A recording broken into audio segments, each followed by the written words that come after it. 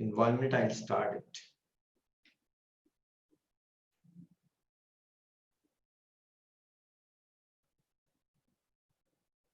Okay, guys, so here we go. You know, theoretically, we discuss a lot about a chapter titled as Dividend Policy Decision. But practically, how does Dividend Policy Decision chapter affect us? Just give me a moment, please. Yes, okay. So let's first discuss that what are the theoretical rules for deciding dividend policy of a company and how do they implement it practically. So I'll first give you an idea that what actually happens when a company tries to determine its dividend policy.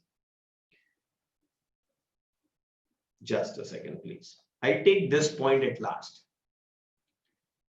Whenever a company wants to declare dividend, first of all, it needs to look at the stability of its earning. You know what happens? This year, I made a huge profit. So usually my earning per share is 5 rupees. And usually I distribute a dividend of 3 rupees per share. That is 60% of my earning is distributed in the form of dividend. Okay.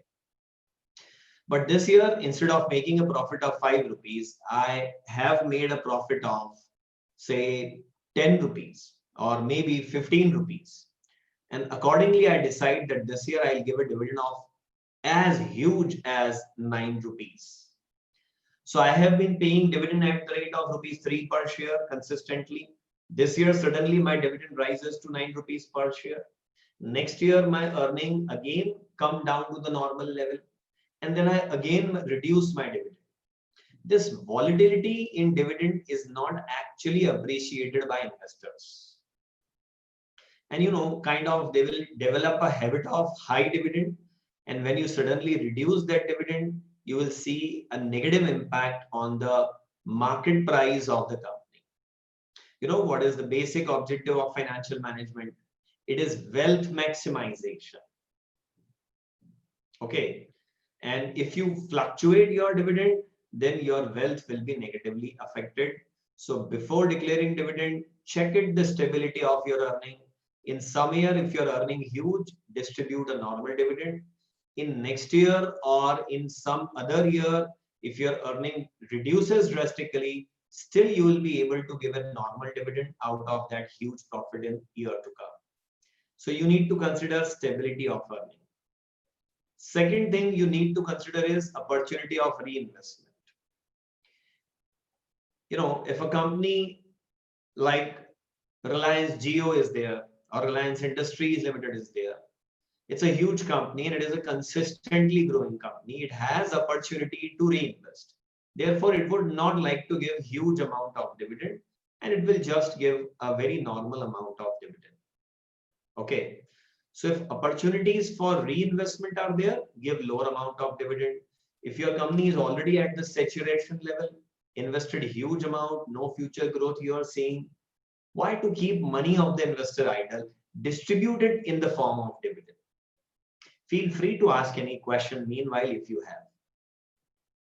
Then look at the cash flows of the company. Okay, let me ask you one question. Suppose this year company made a huge profit and it announced a dividend. After announcing the dividend, when it look at the bank balance, the dividend announced by the company is 30 crore rupees, while the bank balance available is just 10 crore rupees. Can a company borrow money to distribute dividend? Is it legally allowed? This year I made a huge profit of 50 crore rupees. So I announced a dividend of 30 crore rupees. But after announcing, when I see, oh my God, my bank balance is just 10 crore rupees. Can I borrow money to distribute dividend? So usually the answer comes up as no, a company is not allowed to borrow money to distribute dividend. But let me tell you, Companies Act 2013, Section 123 says that if you have sufficient profit on the liability side of the balance sheet, then you can distribute dividend even if you don't have cash on the asset side of balance sheet. And yes, legally you can borrow money to distribute dividend provided you have sufficient balance in profit and loss account.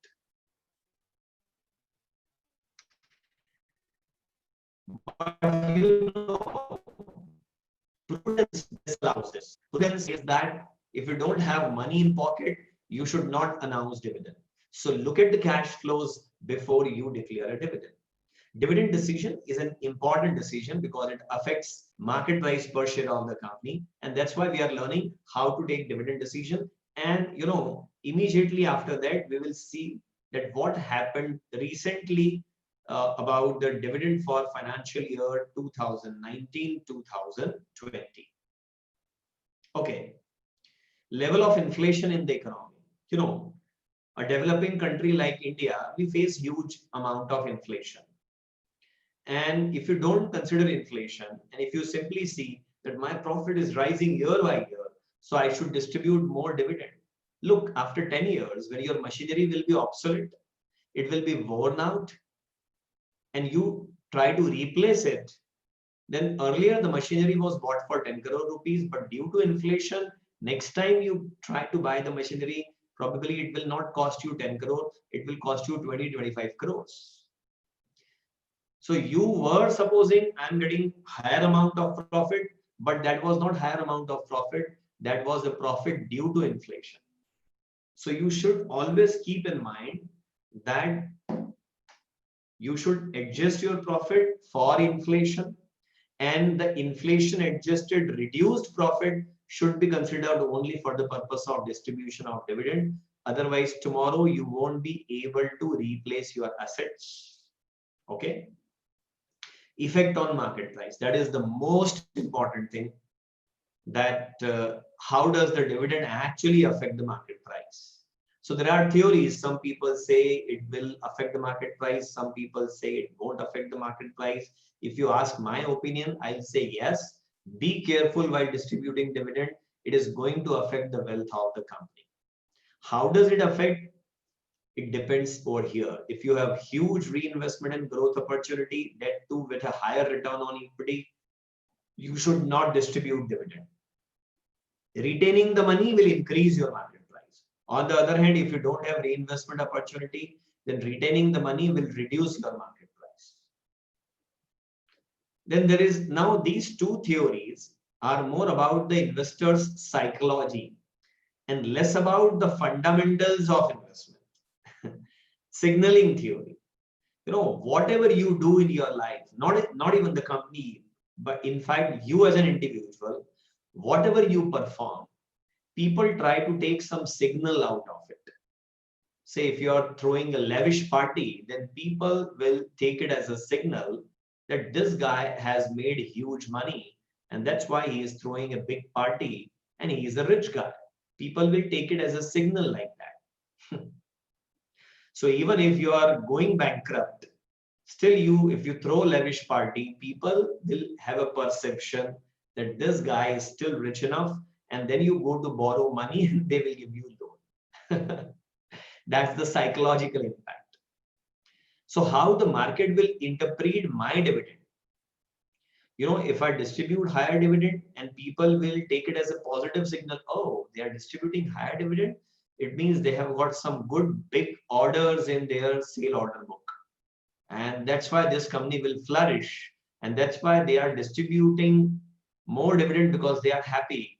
And that's why if dividend is given, this company will grow more. So I'm ready to pay more price to buy this company. If it is going to be a positive signal, your distribution of dividend, then go and distribute dividend. On the other hand, if distribution of dividend is taken as a negative signal by investors, this company is distributing huge dividend. Looks like they don't have reinvestment and growth opportunity.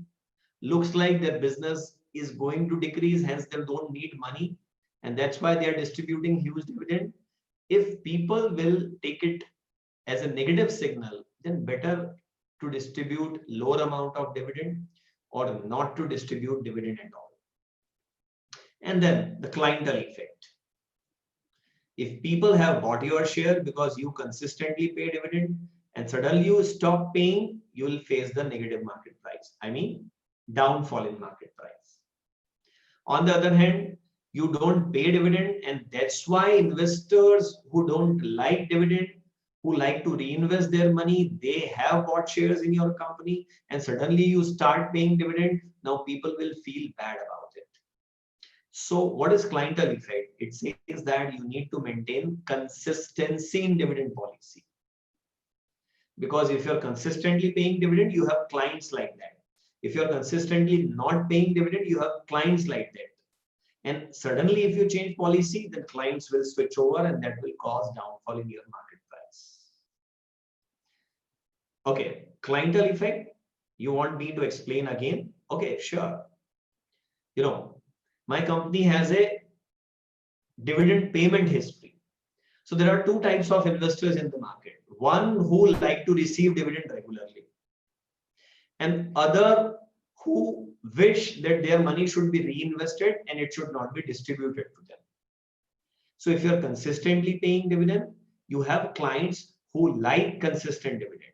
Now, if you suddenly change your policy to no dividend or lower dividend, then you will see the adverse impact on market price. So policy shocks should not be there. Yes. These two are psychological factors, less fundamental and more psychological. And now here comes the most important point, legal consideration. And under legal consideration, you should consider two things. Number one, the Companies Act 2013, and number two, the Income Tax Act 1961. Yes, it is still Income Tax Act 1961. If you're planning to distribute dividend, you need to fulfill requirement of Companies Act. So there are procedural requirements. Number one, you should have profit in your P&L account. Number two, you should open a separate dividend distribution account, transfer dividend amount to that account, and from there give dividend to investors. Those are procedural things. But a very important thing is the effect of income tax. Till 31st of March 2020, if any dividend was distributed, then company was supposed to pay dividend distribution tax. So if company announces we are going to give 1 crore rupees of dividend, then roughly 20%, not exactly, then roughly 20% DDT, dividend distribution tax, was required to be paid by the company to the government. So first company earn profit, then it gives income tax, then it has profit after tax in the hand. Out of profit after tax, when it tries to distribute dividend, government charge one more time tax, and that is named as dividend distribution tax. You're distributing 1 crore rupees as dividend, pay 20 lakh rupees as dividend distribution tax to the government. And this 1 lakh rupees was tax-free in the hands of investor. They were not supposed to pay any tax on the amount of dividend. But from 1st of April 2020, the law is changed. And now it says when company distributes dividend, it need not to give dividend distribution tax to the government. But now the amount of dividend will be taxable in the hands of investors. Law has changed. And you know, Income Tax Act always has a biggest impact on the decision making, policy making of all people. All other acts are regarding the procedure is changed. Okay, I'll follow the new procedure. But Income Tax Act is about now you need to, if you go this way, you pay more. If you go that way, you pay less. So people change their route where they need to pay lower amount of tax to the government. So here comes the news.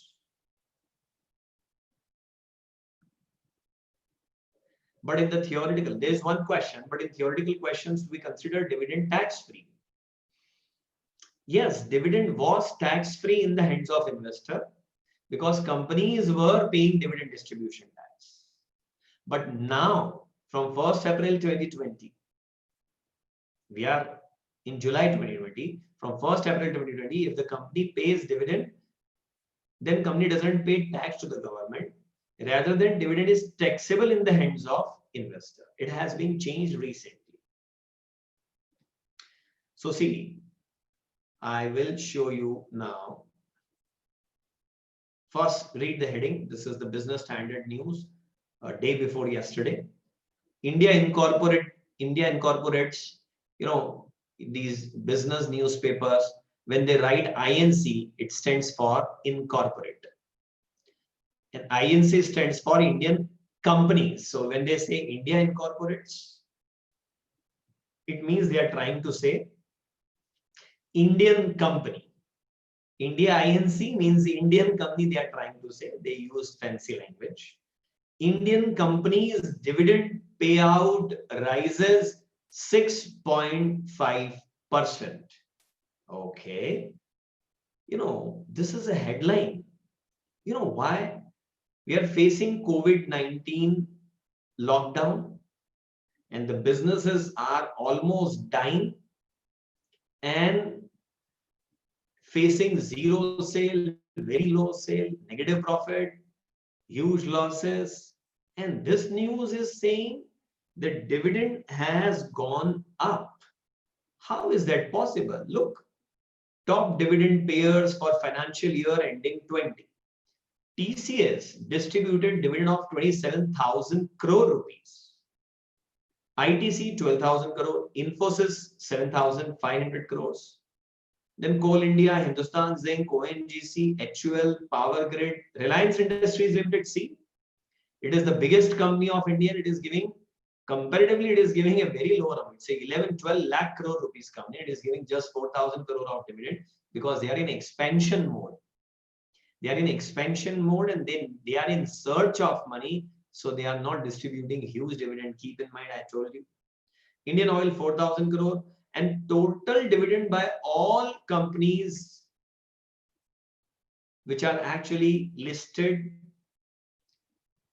is 1,90,000 crore rupees. And TCS dividend has become 4 times. There is increase of 300%. Some of the companies like Reliance has also shown increase of just 7%. HUL has higher dividend by 126%. And total dividend of Indian companies which are listed is 6.5% higher as compared to financial year 19. I'll share this news with you also.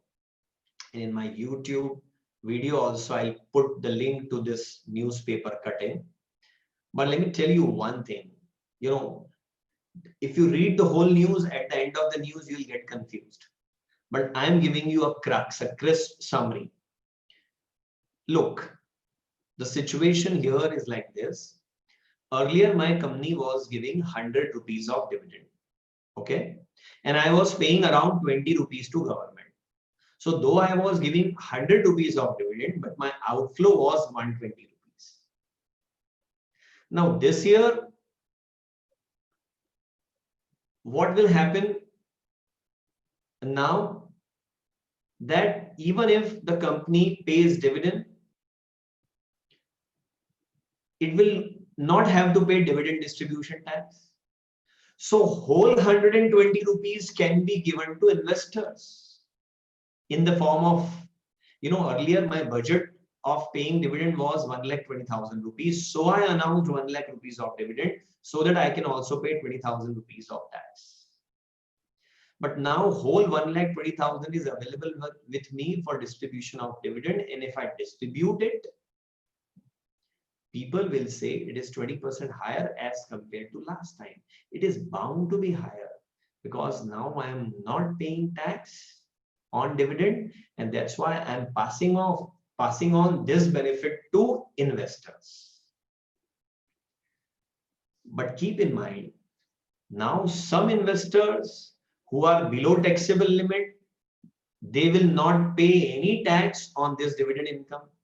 Say an individual who is having annual income less than 2,50,000 rupees or less than whatever limit is exempted for him. So he will not pay any tax and it will be completely tax free and he is actually benefited. On the other hand, high net worth individual, will have to pay around 35-40% tax effectively on this income of dividend. So there is one question meanwhile, why they are giving to investors, why they are not incorporating dividend tax as profit.